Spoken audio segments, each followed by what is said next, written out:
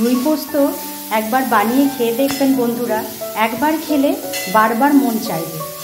নমস্কার বন্ধুরা, আমি শুক্লা, আমার রান্নাঘরে আপনাদের সবাইকে স্বাগত। আজ আমি বানাবো রুই মাছের পোস্ত। রুই মাছের পোস্ত আমি কিভাবে বানাচ্ছি তাহলে চলুন দেখে নেওয়া যাক। পোস্ত বানানোর জন্য আমি এখানে নিয়েছি 4 পিস রুই মাছ, আমি নিয়েছি 2 পিস শিরা আর 2টো পেটি। আপনারা চাইলে নিজেদের পছন্দ অনুযায়ী মাছের পিসগুলো নিয়ে নেবেন। এরপর আমি মাছটাতে নুন হলুদ মাখিয়ে নেব।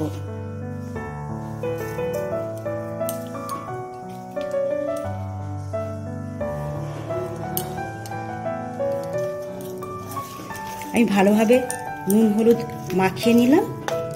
এরপর আমি মাছটা 2 পিস লাল লাল করে ভেজে নেব। আমি কড়াইয়ে তেল বসিয়ে দিয়েছি, তেল আমার গরম হয়ে গেছে।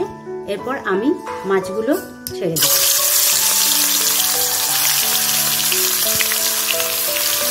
মাছগুলোকে দিয়ে আমি সঙ্গে সঙ্গে 2 পিঠ উল্টে নেব, তাহলে কড়াইয়ে লেগে যাবার ভয়টা থাকবে না। এরপর আমি আঁচটাকে মিডিয়ামে করে মাছগুলোকে লাল লাল করে ভেজে নেব। আমার সমস্ত মাছগুলো লাল লাল করে ভাজা হয়ে গেছে। এরপর আমি মাছগুলো তুলে নেব। মাছ আমি তুলে নিয়েছি।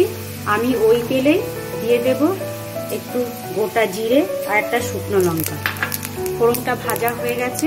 এরপর আমি এর মধ্যে দিয়ে দেব কুচিয়ে রাখা পেঁয়াজ। আমি এখানে 2টো মিডিয়াম সাইজের পেঁয়াজ নিয়েছি। পেঁয়াজটা আমি এবার ভালো করে বাদামি করে ভেজে দেব।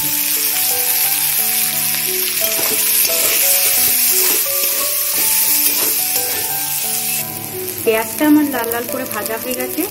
এরপর আমি এর মধ্যে দিয়ে দেব 1/2 চামচ গ্রেট করে রাখা রসুন। এরপর আমি রসুন আর পেঁয়াজটা দিয়ে আরও একবার ভালোভাবে কষিয়ে নেব। মনে রাখুন, যখন আপনি পেঁয়াজ আর রসুনটা কষাবেন তখন কিন্তু আঁচটাকে আপনি মিডিয়ামে রাখবেন। আমার পেঁয়াজ আর রসুন দুটোই কষা হয়ে গেছে। এরপর আমি এর মধ্যে দিয়ে দেব আন্দাজ মতো নুন। নুনটা দিয়ে আমি একটু নাড়িয়ে নেব।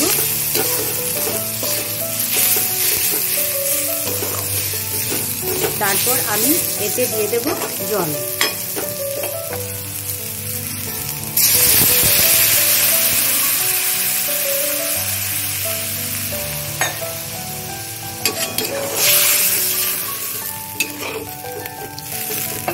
জলটা দিয়ে আমি ভেজে রাখা মাছগুলো এর মধ্যে দিয়ে দেব।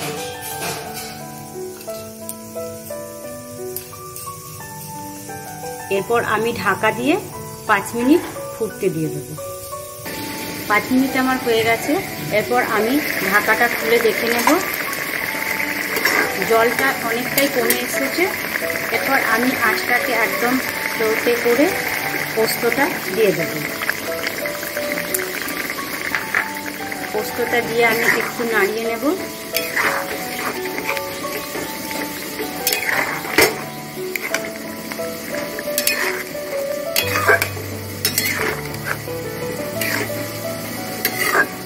এরপর আমি এর ওপর ছড়িয়ে দেব কাঁচা তেল। আমি এর ওপর ছড়িয়ে দিলাম কাঁচা তেল। তৈরি হয়ে গেল আমার রুই পোস্ত। এরপর আমি গ্যাসের ফ্লেমটা অফ করে দেব। এখানে বলে রাখি, একটু জল থাকা অবস্থায় পোস্তটা দিতে হবে। তৈরি হয়ে গেল আমার রুই পোস্ত। এটা গরম ভাতের সাথে খেতে দারুণ লাগে। ছুটির দিনে বাড়িতে অবশ্যই একবার ট্রাই করে দেখবেন। আর আমার এই রেসিপিটা যদি আপনাদের ভালো লেগে থাকে তাহলে অবশ্যই একটা লাইক করে শেয়ার করে দেবেন, কমেন্ট করে জানাবেন, সাবস্ক্রাইব করে আমার পাশে থাকবেন আর বেল আইকনটাকে প্রেস করে দেবেন যাতে আমার পরবর্তী ভিডিওর নোটিফিকেশন সবার আগে আপনাদের কাছে পৌঁছে যায়। তাহলে আজ এই পর্যন্তই, দেখা হচ্ছে পরবর্তী ভিডিওতে। টাটা।